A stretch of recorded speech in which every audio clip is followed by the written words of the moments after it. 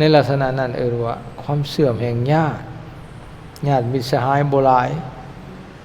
หรือเคยมีก็ลดหน่อยถอยลงจะโดยเหตุใดก็ตาม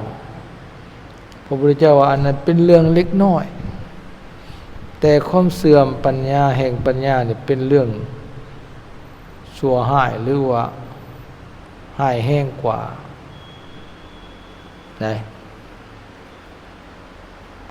ปัญญาก็คือความรอบรู้ในกองสังขารหรือความรู้แจ้งในอริยสัจสี่นั่นเองความเสื่อมตัวนี้หนักกว่าคันว่าโดยทั่วไปก็ความเสื่อมทางปัญญาเช่นว่าความบ่รู้จักนับแต่พื้นฐานอันเป็นระบบศีลธรรมบ่รู้จักบาปจักบุญบ่รู้จักคุณจักโทษบ่รู้จักประโยชน์หรือและบ่แม่นประโยชน์หรือว่าเคยรู้เคยเข้าใจแล้วก็เสื่อมไปนะตัวนี้ความเสื่อมแห่งปัญญานี่ร้ายกว่าชั่วร้ายกว่าความเสื่อมทั้งหลายความเจริญด้วยญาติบัดนี้กันข้ามกันความเจริญด้วยญาติเป็นเรื่องเล็กน้อยแต่ความเจริญด้วยปัญญายอดเยี่ยมกว่าความเจริญทั้งหลายนี่พระเจ้าเห็นอาศีว่าเพิ่นยกปัญญานี่ขึ้นความมีพี่มีน้องมีเพื่อนมิตรสหายหลายมีบริวารหลายอันนั้นเป็นเรื่องเล็กน้อย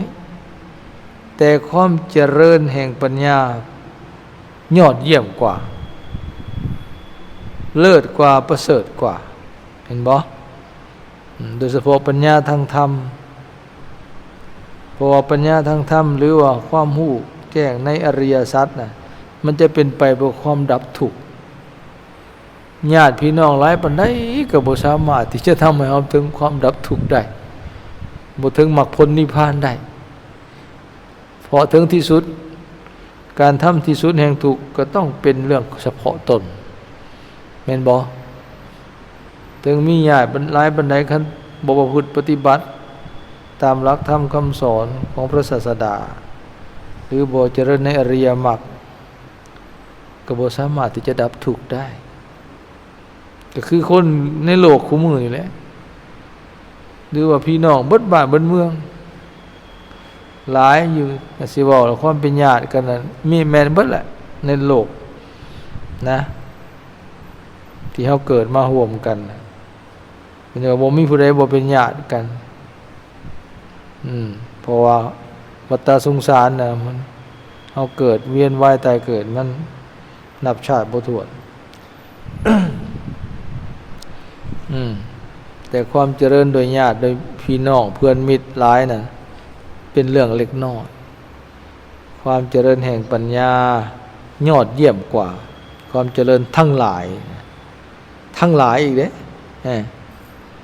เพราะเหตุนั้นทานทั้งหลายควรคอยเอาใจใส่อย่างนี้ว่าหรือว่ากำหนดจดจำอย่างนี้ว่าเฮาทั้งหลายจักเจริญความเจริญทางปัญญาในนี้สำนวนไทยว่าทานทั้งหลายพึงสำเนียกนี่เอาอีกแล้วเจอแล้วนี่สำเนียกแปลว่าคอยเอาใจใส่เนาะกำหนดจดจำอย่างนี้ว่าเฮาทั้งหลายจะเจริญด้วยความเจริญทางปัญญาทานทั้งหลายควร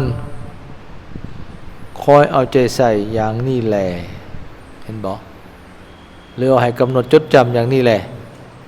นะ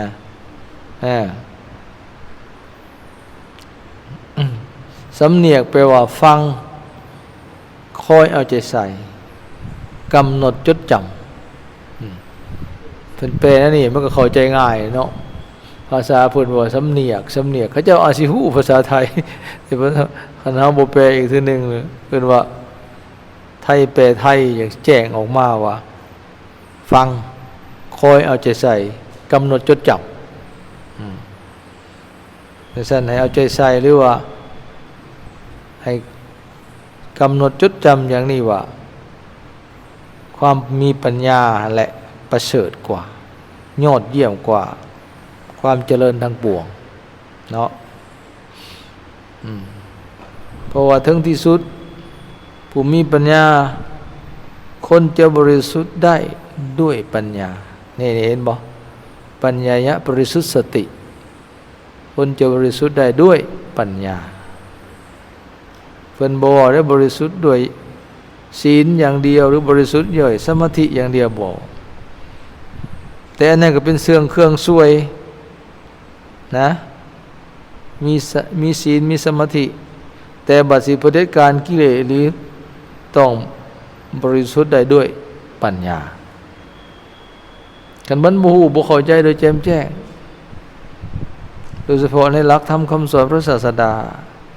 มันก็บ่สามารถที่จะบรรลุได้นะมันต้องได้เพื่อจะให้อบรมปัญญาให้เกิดขึ้นโดยการสดับโดยการฟังมันมีอยู่3อย่างนะ1ปัญญาเกิดจากการฟังปัญญาเกิดจากการคิดปัญญาเกิดจากการภาวนา3ทางสุตตมยปัญญาเกิดจากการฟังการศึกษาการเล่าการเรียนจินตามยปัญญาเกิดจากการคิดพิจารณาเรียนแล้วจื่อได้หลักธรรมคำสอนเอามาพิจารณาโดยละเอียดเป็นโยนิโสมนสิการในหัวข้อธรรมนั้นให้เข้าใจแจ่มแจ้งต่อมาก็ภาวนามยปัญญาเกิดจากการภาวนาบางทีเราเจริญภาวนาไปนี่ปัญญาเกิดขึ้นในขณะนั้นก็มีเห็นในสมาธิขั้นละเอียดก็ได้คือกันเนาะโดยเฉพาะพวกนี้จะมาทางเรียกว่าเจโตวิมุตติเนาะนั่นใช้การภาวนานี่อันนี้ก็เป็นเหตุให้เกิดปัญญาได้ทั้ง3ทางเมื่อหู้แจ้งอีหลีก็สามารถที่จะเกิดความเบื่อหน่ายเกิดความจางคายหรือถอนอาสวะกิเลสออกจากจิตใจได้เป็นขันๆไปหรือถอนสังโยชน์ได้เป็นขันๆไปตั้งแต่เป็นโสดาบันไปจนฮอดเป็นพระอรหันต์นั่นมันดับทุกข์ได้ก็มีปัญญาที่หมายถึงปัญญาที่พระพุทธเจ้าทรงสอนตถาคตโพธิสัตว์เวนปัญญาเครื่องตรัสรู้ที่พระพุทธเจ้าทรงตรัสรู้นี่ที่เฮาเรียนในหลักธรรมหลักสูตรหลักธรรมนี่มันแม่นหลักปริยัติของเฮาแต่มันเป็นปฏิเวทของพระพุทธเจ้าแล้วพระพุทธเจ้าเพิ่นปฏิบัติได้แล้วเพิ่นจะเอามาสอนเฮาแต่เฮาเป็นหลักปริยัติได้บ่เนี่ยเป็นทฤษฎีของเฮาแล้วอยากให้ได้ปฏิเวทคือเพิ่นก็ต้องลงมือปฏิบัติศึกษาแล้วมาปฏิบัติแล้วมันจะไปหาผลว่าปฏิเวทนะนั่นคันโยงไปมันหลดเสื่อมกันไปอีกแล้วนะเห็นบ่เสื่อมไปธรรมะหลายๆข้ออีกแหละนะใจว่าธรรมะมันสอดหับกันมันม่วนนี่แหละสิว่าไปทางไหนมันก็เจอกันอยู่หั่นนะมันอยู่นำกัน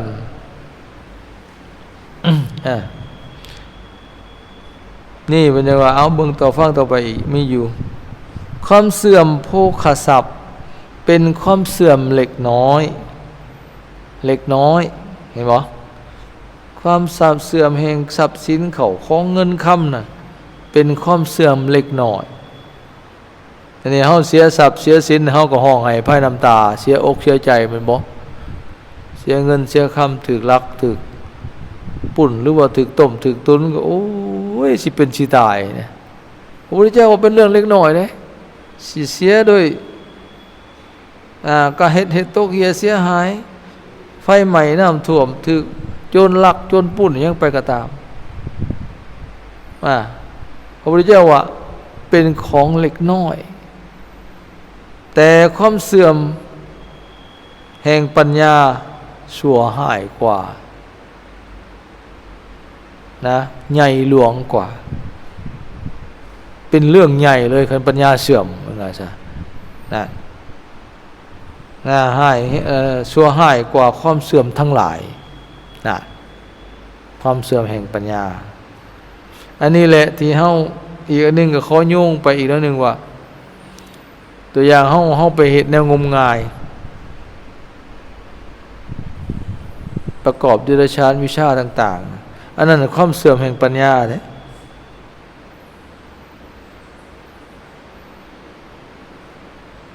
อยากได้ทรัพย์อยากแก้ช่วยอยากรับโซ่ไปหาเฮ็ดพิธีรีตองปัญญาเสื่อมเพราะสิ่งเหล่านั้นปิดกั้นปัญญาบ่ได้พิจารณาบ่ได้ศึกษาธรรมะแห่งยิ่งเหตุแห่งละแห่งหลงแห่งถลำไปเรื่อยจมเลิกกับในความเสื่อในสิ่งเหล่านั้นเลยกลายเป็นการมอมเมาไปเลยปิดกั้นปัญญาไปเลยอันนั้นแหละความเสื่อมแห่งปัญญาแต่คันผู้รู้ทั้งหลายเพิ่นบ่ยอมเฮ็ดสิ่งเหล่านั้นพอเฮ็ดเดี๋ยวมันปัญญาสิเสื่อมเห็นบ่ใช่ว่าเสื่อมทรัพย์ก็อย่าแม้แต่ตายก็อย่าแต่เพิ่นบ่เฮ็ดนำอันนั้นน่ะคันผู้เข้าถึงภูมิธรรมระดับพระโสดาบันแล้วเพิ่นบ่ไปเพิ่นบ่เฮ็ดได้ก็บ่เฮ็ดนะ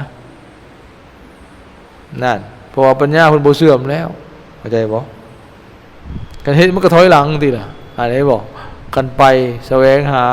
หรือประกอบสิ่งเหล่านั้นยังไปยึดไปถือในสิ่งเหล่านั้นอย่างนั้นสิเจ็บสิไข้สิล้มสิตายเสียเงินเสียคำปานใดก็อย่าเพิ่นบ่เฮ็ดคันเฮ็ดนี่ก็เสื่อมเลยนะหลงเลย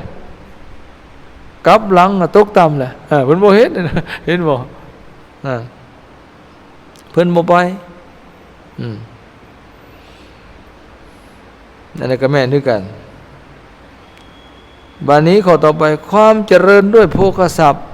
เป็นเรื่องเล็กน้อยแต่ความเจริญด้วยปัญญายอดเยี่ยมกว่าความเจริญทั้งหลายหังมีโภคทรัพย์สมบัติเงินคำน่ะเป็นเรื่องเล็กน้อยแต่ว่าความเจริญด้วยปัญญานะเป็นยอดเยี่ยมเป็นเลิศประเสริฐกว่าความเจริญทั้งหลายเราสังเกตเบิ่งสมัยพุทธกาลบางคนนี่เป็นถึงคนขอทานเส้นสุปพุทธกุฏฐิเท่านี้เป็นขี้ทูดอีกต่างหากไทยก็ว่าเป็นโรคเลือดขี้เหื่อน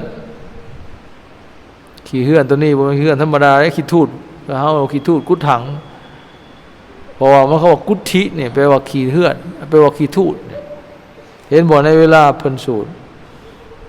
อันสูตรหน้ากันเด้เพิ่นถามอนันตริยกรรมกูฏทังนาติพันเตอย่าบ่เป็นขี้ทูดบ่นาติพันเตบ่ขะน้อย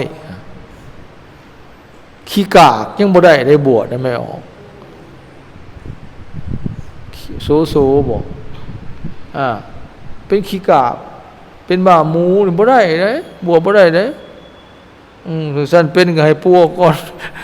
แต่ว่าคือว่าแหละกันเพิ่นถามยามใดก็นาทิพันเตอาจารย์นี่ยังหนออาจารย์บุญยกเราเพิ่นถามว่าเจ้าเป็นขี้กากบ่นาทิพันเตพะเกายกแล้ว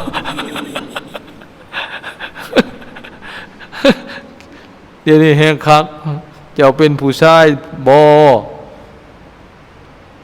นัตถิพันเตว่ากระเทยมันบ่เต็มร้อยยังจะเป็นผู้ชายบ่อามาพันเตบุริโสสิจะเป็นผู้ชายแท้บ่อามาพันเตโดยขน้อย กระเทยมาบวชมันก็แต่แหวอยู่นะ หน้าขาวเปิ้นเวินศพแดงไปลอยอยู่ตรงนั้นอย่าคู่งามนะ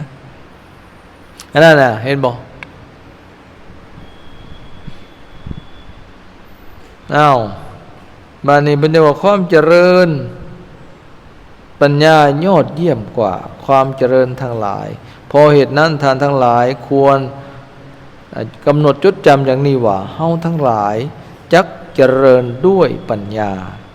ท่านทั้งหลายควรคอยเอาใจใส่หรือว่ากำหนดจดจำอย่างนี้แหละนะเอามันสุด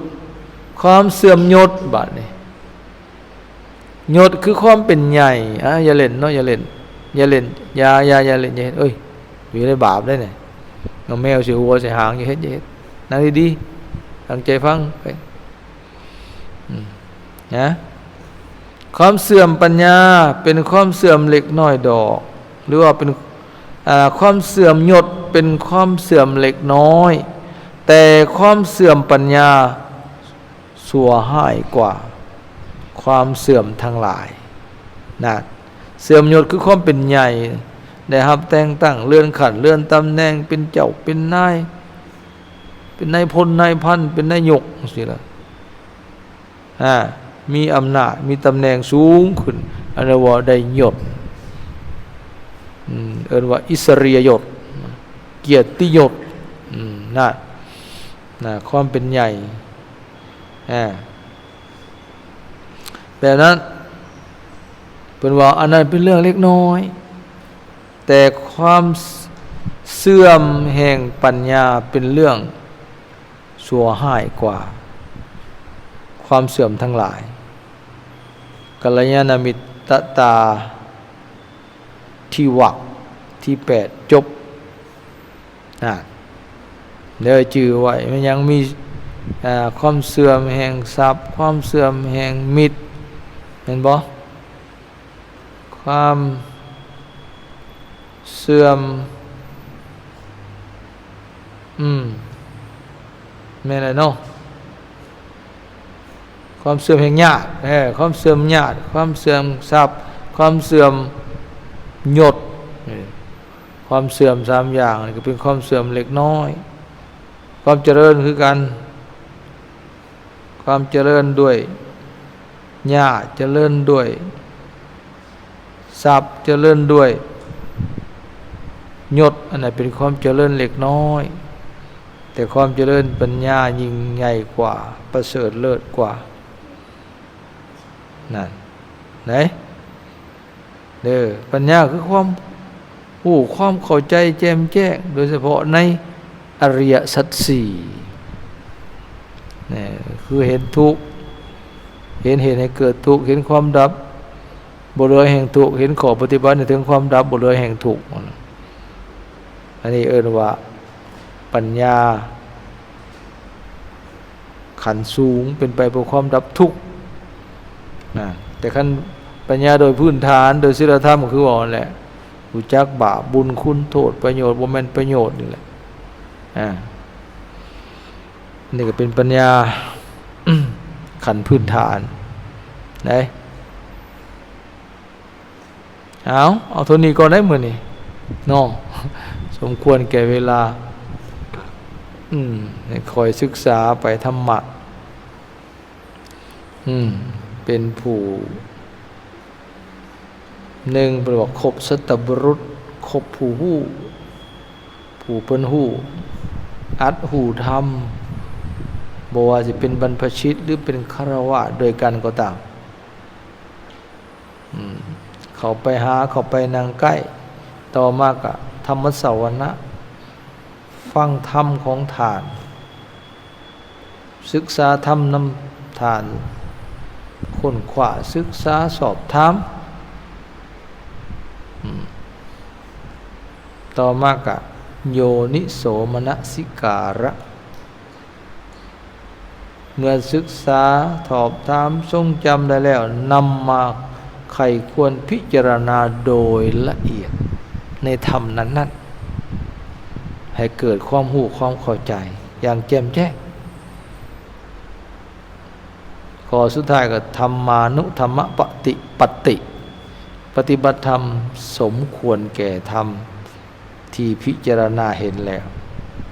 พิจารณาจะลงมือปฏิบัติสุดท้ายนี่อันใดควรละอันใดควรประกอบที่มันเป็นกิเลส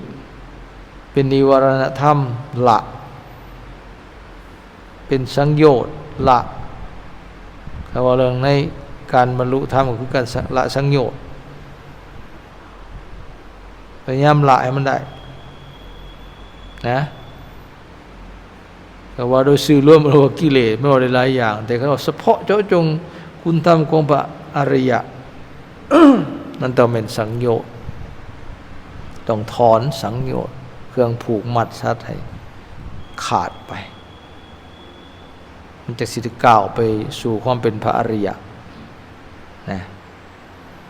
อันนี้ก็เป็นโสดาปัตติยังขาธรรมได้ภาษารีบุตรเป็นผู้ทูลพระพุทธเจ้าพระพุทธเจ้าถาม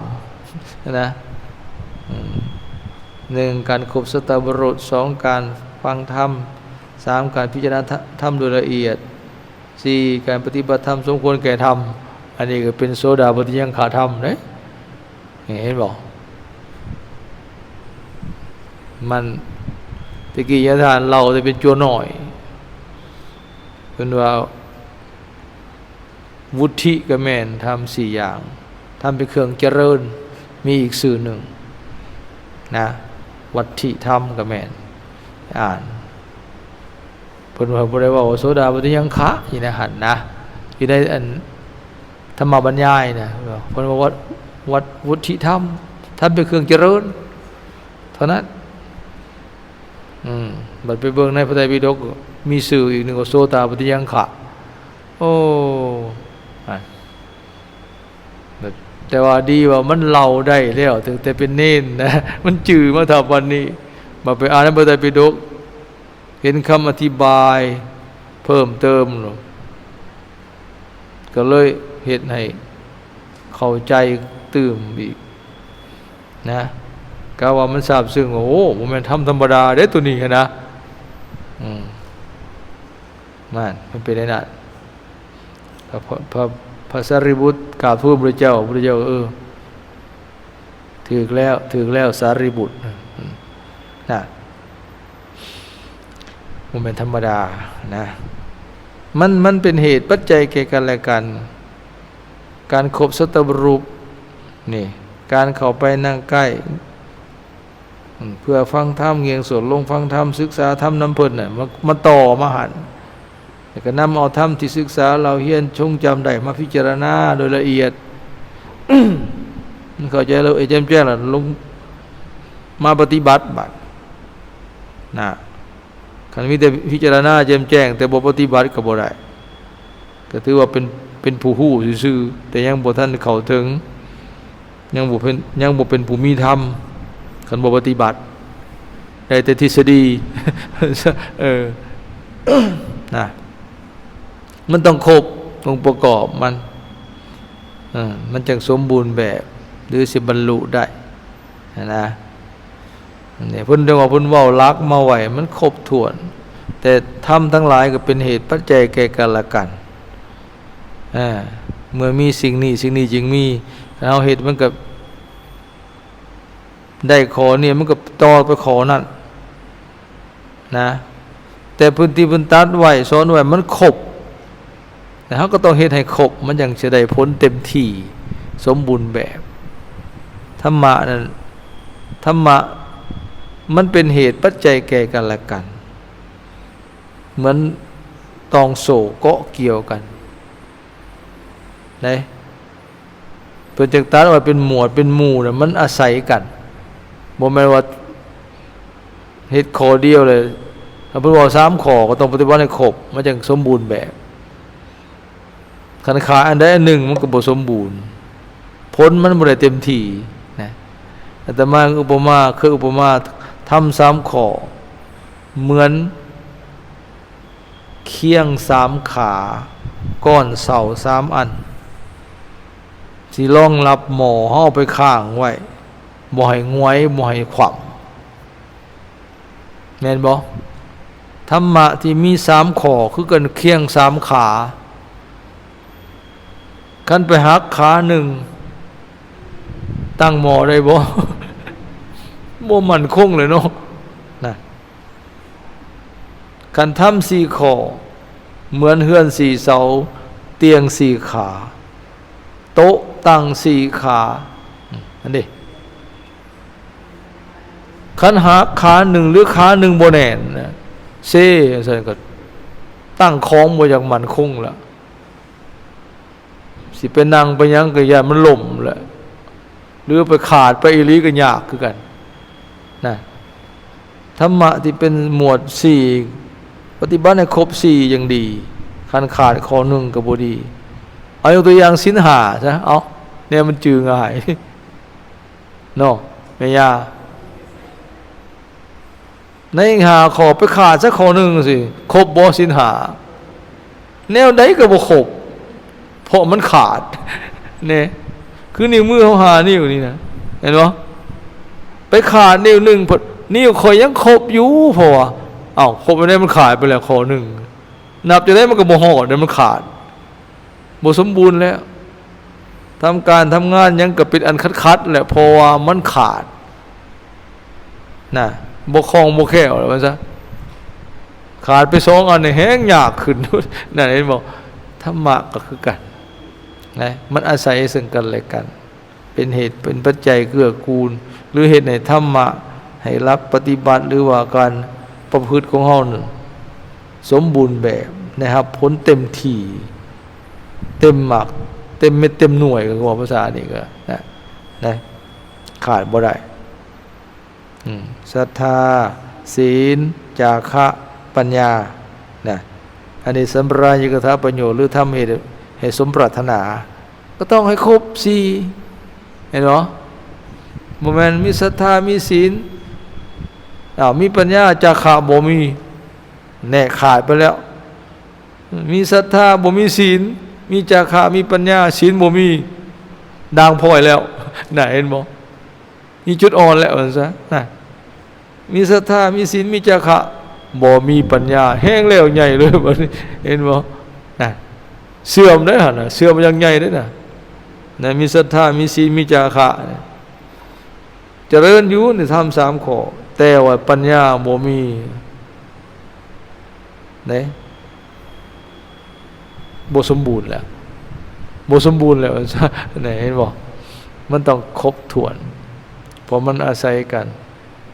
การว่าพระอรหันต์มันก็ต้องศรัทธาศีลสุตตะอีกด้วยจาคะปัญญาตัวนี้แห้งเต็มขับ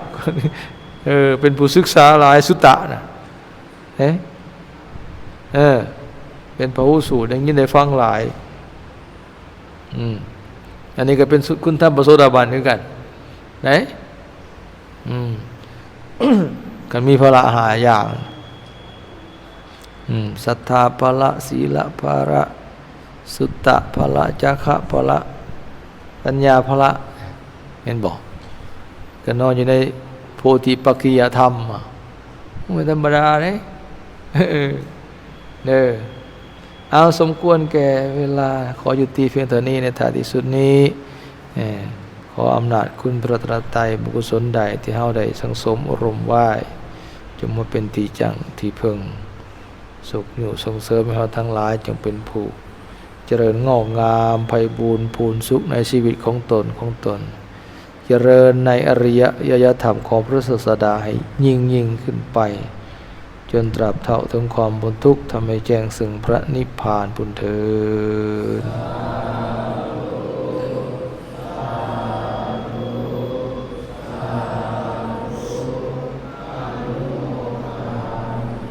สา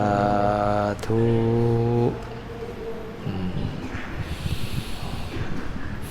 มันอ่านมันศึกษามันพิจารณา